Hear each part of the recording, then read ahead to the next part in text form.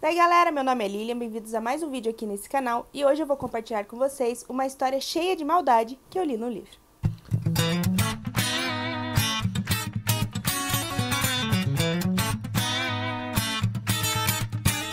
E o livro que a gente vai conversar hoje é O Mal Nosso de Cada Dia, do Donald Ray Pollock, que foi publicado originalmente em 2011, mas que saiu uma versão novinha da Dark Side mês passado. Antes da gente conversar sobre o livro e sobre a história em si, eu gostaria de trazer aqui uma pequena introdução sobre o autor, porque eu achei muito interessante a sua história de vida. Ele nasceu em 1954 em Knoxville, Ohio, nos Estados Unidos, e passou lá toda a sua infância e sua adolescência. Inclusive, a cidade dá o nome de sua primeira coletânea de contos e foi por onde o autor ficou famoso. Mais tarde, durante sua vida adulta, ele mudou para Chillicothe, onde trabalhou como operário e motorista de caminhão em uma fábrica de papel até os seus 50 anos. Foi então só com essa idade que ele decidiu mudar sua vida e se matriculou na Universidade Estadual de Ohio, no curso de inglês, e decidiu então começar a escrever. Ele conta ainda em entrevista que ele se viu com 45 anos e teve uma crise de meia-idade, foi então que ele decidiu que queria fazer algo completamente novo. Ele diz ainda que ele não sabia exatamente o que era esse algo diferente que ele procurava, porque ele só conhecia as habilidades que ele tinha com o trabalho na fábrica de papel, mas que ele sempre gostou muito de ler, então ele decidiu buscar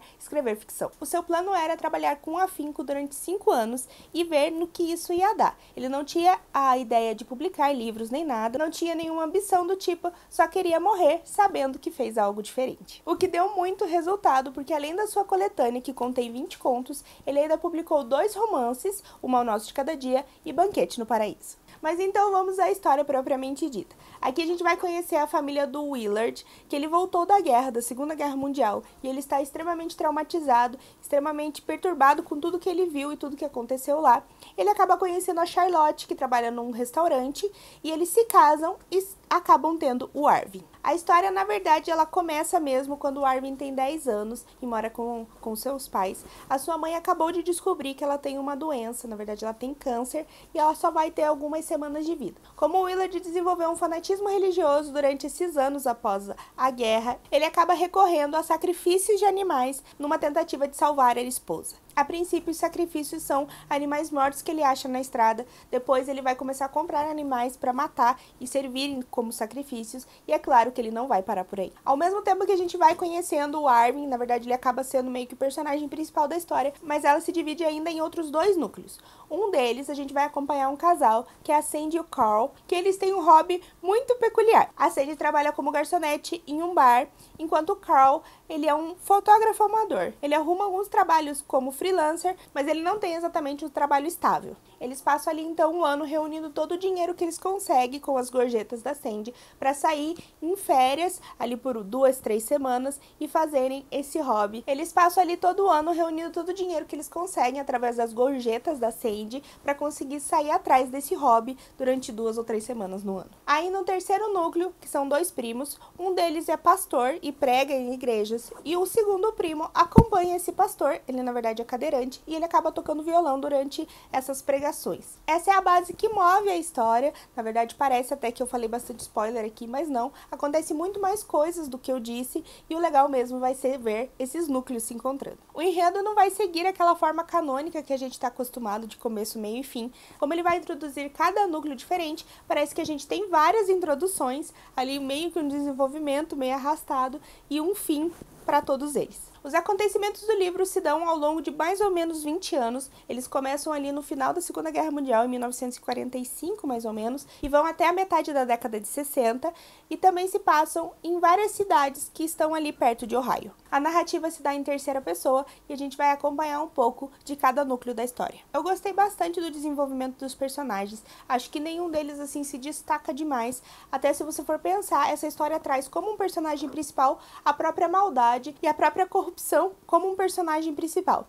Porque se o personagem não é o causador da maldade, o causador da corrupção, da desarmonia que ele traz, ele é o que sofre ou é prejudicado por ela. Um ponto negativo pra mim é que a história demora muito pra desenrolar, pra ficar interessante. Na verdade, no começo do livro, bem no começo, ele traz alguns fatos até bastante chocantes e você acha que a história já vai engatar e ficar bastante alucinante, mas ele começa a trocar de núcleos e introduzir de novos personagens, o que fica bem cansativo. Se não fosse um livro que eu queria ler rápido pra conseguir assistir a adaptação adaptação que já estava saindo, com certeza não ia ficar com tanta vontade de pegar para leitura.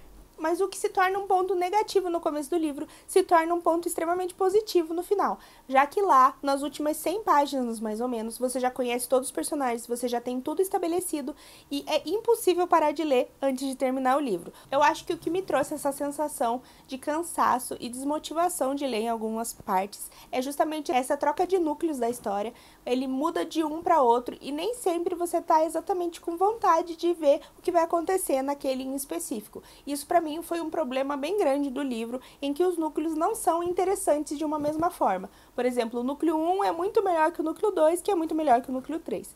Então acaba que esses momentos em que você está lendo a história do núcleo 3, bem cansativos e bem desmotivadores. Eu acho válido ressaltar que, apesar de particularmente eu não ter achado o livro com descrições muito gráficas, com certeza ele não é um livro para pessoas sensíveis. Então acho bacana trazer aqui um aviso que pode conter alguns gatilhos para algumas pessoas, porque contém abuso sexual, maltrato aos animais, assassinatos muitas vezes de forma explícita, então fica o aviso. Mas para mim o que eu mais gostei do livro de longe foi a forma que o autor cria esses núcleos quase que independentes. Eles têm ali uma pequena relação, mas eles podem seguir independentemente de forma super tranquila. Até eu achei que no final poderiam, por exemplo, ter 3 finais, totalmente um a parte do outro, mas ele faz com que esses núcleos se cruzem no final de uma forma totalmente incrível e muito massa. E isso, claro, sem precisar forçar ou fazer que os personagens tomem atitudes burras só para que eles se encontrem. Além disso, eu gostei também da discussão que ele levanta sobre o quanto a pessoa é influenciada pelo meio que ela vive e o quão forte é a perpetuação da violência. A gente consegue ver levantando uma discussão de uma criança inserida no meio de corrupção, de violência, de vingança, o quanto ela consegue seguir uma vida à parte disso. É claro que aqui é um thriller, é uma ficção e que os personagens são um pouco aumentados, são bem mais odiosos, mas será que realmente na nossa sociedade todas essas pessoas más estão realmente tão longe uma das outras? A sensação que eu tive durante essa leitura é que na verdade esse mal ele está impregnado em todos os lugares e basicamente não tem para onde os personagens correrem. Cada um acaba tendo que enfrentar os seus demônios, os seus diabos de cada dia e nem sempre as coisas saem como a gente planeja. E por fim ainda, levanta uma discussão sobre o que é justo e o que é correto. Ao longo do livro, alguns personagens que são ruins acabam se dando mal, encontrando ali o seu destino, e até de certa forma a gente comemora, mas aí começa a realmente pensar, será que realmente isso é justiça? Será que realmente ele pagou pelo que ele fez? Ou se ele só encontrou a maldade a qual ele também praticava? Eu não posso falar mais muita coisa, porque senão eu ainda vou acabar entregando e dando spoiler. O livro foi recentemente adaptado, literalmente recentemente, porque saiu dia 16 de setembro no Netflix um filme intitulado O Diabo de Cada Dia, com 2 horas e 18 de duração. O filme é produzido por Jake Gyllenhaal, de Donnie Darko, e também é escrito e dirigido por Antônio Campos, que também dirigiu a série The Sinner. Ainda conta com um mega elenco como Bill Skarsgård, o Pennywise, de It a Coisa, Tom Holland, o Homem-Aranha, Robert Pattinson, o Cedric Diggory, de Harry Potter, Sebastian Stan, o Soldado Invernal da Marvel, entre outros. O primeiro ponto positivo desse filme, com certeza, foi o ótimo elenco que ele traz.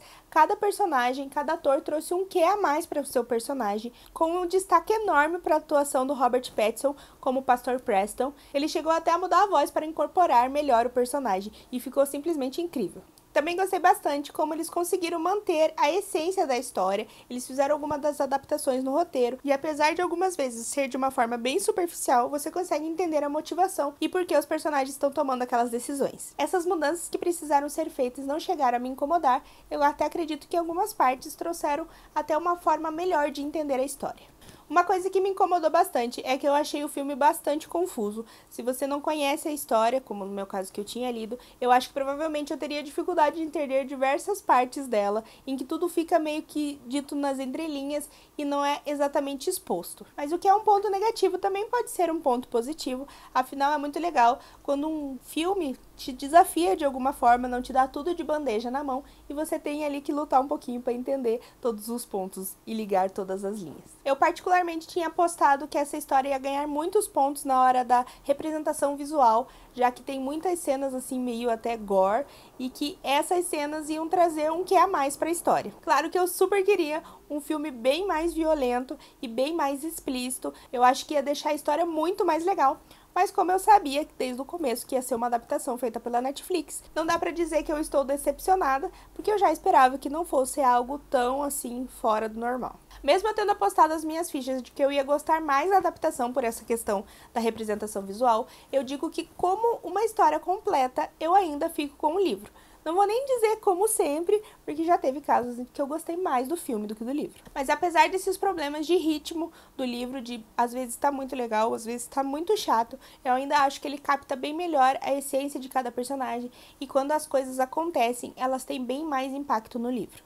Inclusive no filme, claro que tem vários personagens ali que basicamente são os ceifados da história, que são super importantes no livro e acabam tendo pouco destaque no filme, e o que eu até não tinha gostado durante a leitura do livro, que eu achei que foram as partes bem maçantes, eu entendo agora que pro final ser um pouco mais grandioso, elas eram realmente importantes. Mas de uma forma geral é uma adaptação muito boa, e principalmente como filme solo, ele é uma ótima indicação. Uma curiosidade legal sobre o filme é que a voz que aparece de narrador contando a história, na verdade é a voz do Donald Ray Pollock, que foi o escritor do livro. De uma forma geral, foi uma experiência que eu gostei bastante, tanto de ler o livro quanto assistir o filme, e as duas experiências conjuntas também foi muito enriquecedora, e pro livro eu dei uma nota de 3,5 estrelas.